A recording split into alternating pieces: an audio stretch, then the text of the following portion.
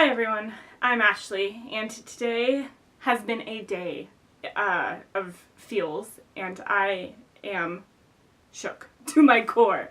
Like, so many emotions running through me today for like completely fangirl reasons. And I just need to get them out, because it's been a long day of me getting emotional over fictional characters and fictional stories, and so I just need to let it all out. So this is going to be a very impromptu video. It's probably going to be pretty rambly, so apologies ahead of time. Also, if you don't want to be spoiled for this book, and if you don't want to be spoiled for the latest Game of Thrones episode that aired earlier today, which is, I believe, the 7th episode of the 7th season, then don't watch, because there will definitely be spoilers. This is going to be completely spoiler filled. I haven't finished this book yet, but I'm just having a lot of emotions about it and I need to get them out, and so I'm just going to talk about the spoilers that I've read so far, and so it's just going to be a grand old time. Okay, yeah, here we go. First of all, I started this guy last night, this big chunker full of heart-stomping feelings. Last night at my best friend's request, and she said that it's all she wants to read. She said that she read the first one and liked it, and then read this one while in Hawaii, and it's all she wanted to do. And she's now rereading it, and she was in Hawaii like 2 weeks ago. And like, all she wants to do is read this book over and over again, and I was sold. Also, my other close friend Audrey like has been in a reading slump for a year because of this, so I knew it was gonna be a wild ride if I read this book. But also, I kind of figured, like, well, I read a lot, and I read a lot of stories that get me very emotionally invested, so I'm used to it. I'm sure I'll be fine. It won't put me in a reading slump. I'll be able to get through it just fine. I was stupid. I had no idea what this book was gonna freaking do to me, and it is wrecking me, and I'm halfway through. I'm halfway through, and it is wrecking me. Like, shook. So I started reading it, and I started reading it last night, and I dreamt about it after I fell asleep because I'm trash. And I am just like freaking out about these fictional characters, Rhysand and Feyre. And like, I was at the end of ACOTAR, and I was like, you know what, Tamlin, he's fine. He's just fine. I'm like swooning over him. Like, their love is so amazing. Oh my god. And yes, Rhysand showed up in like the last 70 pages or something, and that was a really good time having Rhys and Feyre together. It was a really interesting dynamic. It was great character, you know, bouts of wording back and forth, and it was just a great, cool, fun thing, but I wasn't like shipping it yet or whatever. And I told my friend this, and she was just like, whatever, knowing I was gonna go into this book and just like, again, become trash for Rhys and Feyre. And that's what I am. I was trash for them after like 15 pages because fucking Tamlin is the worst, and I am just, I hate him. I hate him so much with a fiery, fiery passion. And I have a feeling I'm just going to keep hating him and loving Rhysand because he's a precious cinnamon roll, and so is Feyre, and they belong together, and everything he does for her is so sweet, and all his little gestures, and all of the attention he pays her, and everything he notices about her and clearly cares for her is amazing. And why wouldn't I ever love it? And I can't believe I ever thought that Tamlin was anything more than the piece of garbage he is. Anyways, if you're not a Rhysand fan, and you are a Tamlin fan, obviously stop watching, because you're not gonna get anything out of this. I respect your opinion. You can love whoever you love, but you won't like this video, so just go away now. But I do love them. I love them a lot, and I'm just wondering how everything's gonna go with them. Like, I'm sure that they're gonna be put under some sort of harrowing something or other. They're gonna be in distress, or one of them is gonna be on the brink of death, and I'm just gonna cry like I've been crying over everything in this book. And I'm sure that's going to happen, and I really don't want it to. And so I'm dreading continuing this book because I am feeling a lot of feelings already, and I'm like worried about the emotions I'm going to have very soon. And so I'm cautiously continuing on with this book. I've also, while I've been reading this, been so emotionally invested in it that like my eyes are reading it faster than I'm actually absorbing the words. So I'm in like such a hurry to keep reading that like my eyes will skim through the pages, but like I'm not actually taking anything in. I'm just like, go, go, go, I gotta read everything. So I should probably tell you guys what part I'm at. The part I'm at is where Rhys and Feyre are together in that home after Feyre just found out that they were mates, and Rhys didn't tell her this whole time. And Rhys just got done telling the whole story of how he fell in love with her, how he's loved her for a very long time, and I was this emotional sap about it. I was crying through his whole entire 6-page speech to Feyre, and they just got done, you know, she said I love you, and she kept saying you're mine while they were going at it, and it was sexy and it was wonderful, and it had me all tingly and having feelings because this book is stupid and full of emotional things and whatever. So yeah, that is where I'm at. And then I looked at the clock and realized that it was 6 o'clock, which meant that Game of Thrones was out. And so my husband was like, well, we should watch it because we know it's going to be a really huge episode and everybody at your work is going to be talking about it tomorrow and they're going to be really mad if you haven't watched it. And I said to him, I don't know that that's a good idea because I have been so freaking emotionally invested in this book in a way that I haven't been emotionally invested in a book in so long. Like years and years it's been that I've been this crazy over a book. He was surprised by that. He's like, well, that's really surprising that you can still feel this way about a book when you've read so many stories. How is that even possible? And I'm like, that's the beauty of this book, is that I've read so many books and am still feeling this way about this. That shows how amazing it is. And then he's like, well, we should really watch it. And I was just like, I don't think that's a good idea. I'm pretty sure I'm going to die and that my blood pressure is going to rise and I'm going to get a nosebleed and it's going to last for hours and hours. I'm pretty sure that's what's going to happen. But then I took a break and I was like, well, you know what? He's right. I really should watch it. Otherwise I'm going to get spoiled for it. And I should just watch it, you know, on my own and not be spoiled for it.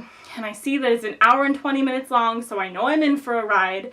And based on where we left off on the last episode with the A-team going after White Walker and everything, I know that shit's gonna go down. And shit did go down, and I'm not okay. Again, I'm in the middle of reading ACOMAF and watching Game of Thrones right afterwards. Like, why would I do this to myself? I felt like I was gonna throw up while I was watching Game of Thrones because I was so emotionally invested. My heart, it was beating so fast because of all the things that were happening. Like, John and Dany. First of all, that's just where I'm gonna start because that's what's the main thing in my mind right now. It is very, very rude for this show to tell me that they're related and then, like, me instinctively, because they're related, obviously I don't want to ship them. Like, that's gross. That's not how world should work. But then they keep having these scenes together that are so raw and real, and the actors have great chemistry and the characters have great chemistry and they make sense. Like, the stuff that they're going through makes sense and the things they're saying to each other make sense, and just the bond there is working and it's amazing to watch. Even just 5 minutes of them together, it is so wrought with emotion, and that's really rude. You can't just tell me they're related and also make them be perfect for each other.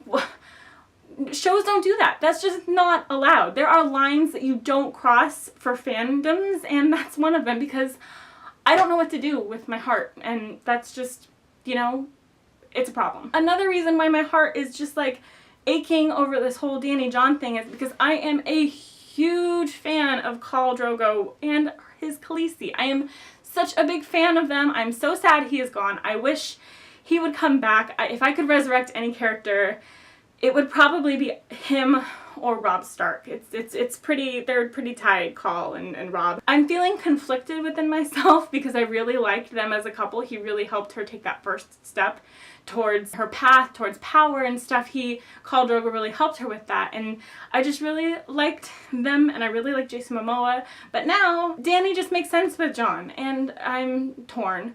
Also, my husband and I knew that one of the dragons was eventually going to die. We knew that one of them had to die so that, one, Dany would, like, realize what's at stake, basically. You know, the pieces would basically finally click, and she would have that final thing to really push her to be the queen she's supposed to be. And also, because there's 2 Targaryens, there should only be 2 dragons. So we figured they were gonna die, or one of them was gonna die. I also figured with my coworker that one of them was gonna eventually become a White Walker, one of the dragons. And I figured that was going to happen for like 2 years now. But with everything else going on in that show, I just kind of like forgot about it. It went out of my mind. I was somehow like surprised when it started happening, when all those White Walkers were starting to drag the dragon out. I'm just like sitting there screaming, no, no, no, at the screen. And it just kept happening because this show is fucking rude. Also, I'm wondering what's going to happen with that dragon. I mean, for sure, Jon has to slay the Night King now. Like, for sure, because if he slays the Night King, all of the White Walkers die since he created all of them. But also, can Jon ride Viserion now that Viserion is a White Walker dragon? Since Jon both has come back from the dead, which is a White Walker thing, and is a Targaryen, which is a dragon thing. Is he like the only person that can tame that dragon? Because that's cool, because then he has like an ice dragon and Dany has a fire dragon. And then I don't know what happens to the third one. Maybe the third one dies after all, and then the only two dragons left are the fire and ice one, because it's a song of ice and fire.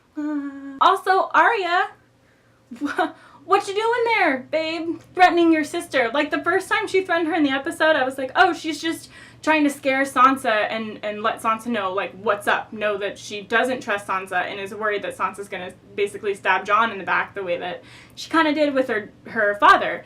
And that was what I thought the first time. The second time, I just thought she was being kind of a dick. And I'm wondering what's going on with her, because they really need to have a united front, especially because she knows, like, that both of them know that Cersei is the real enemy, so they should not be fighting with each other.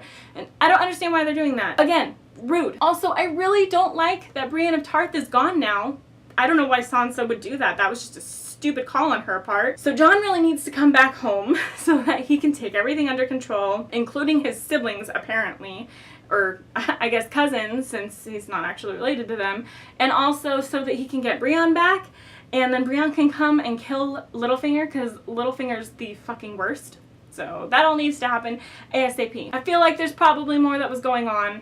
Just basically when they all were in that little huddle on the ice block, and they were all waiting for Dany, I just felt like I was gonna throw up. I was just like, I was so stressed. I was so stressed over this stupid fictional story.